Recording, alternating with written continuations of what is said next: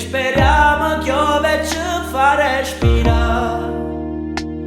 perché l'uomo è solo nemico di se stesso, povero